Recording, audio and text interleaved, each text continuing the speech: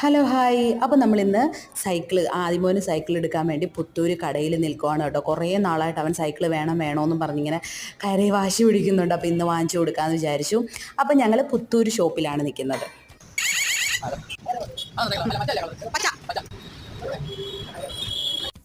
ആദ്യം ഞാനൊരു കുഞ്ഞു സൈക്കിളാണ് സെലക്ട് ചെയ്തത്. പിന്നെ ഞാൻ വിചാരിച്ചു അവൻ വലുതായിട്ട് വരുമല്ലേ, ഇച്ചിരി വലുത് തന്നെ ഇരിക്കട്ടെ. അതിനുവേണ്ടി ഞങ്ങളൊരു ഹെൽമെറ്റ് വാങ്ങിച്ചു. പിന്നെ എന്താണ്, അതിന് കണ്ണാടി ഓൾറെഡി ഉണ്ട്. പിന്നെ ഒരു ചെറിയ സൗണ്ട് കേൾക്കുന്ന പി അടിക്കുന്ന ഒരു സൂത്രവും കൂടെ വാങ്ങിച്ചു.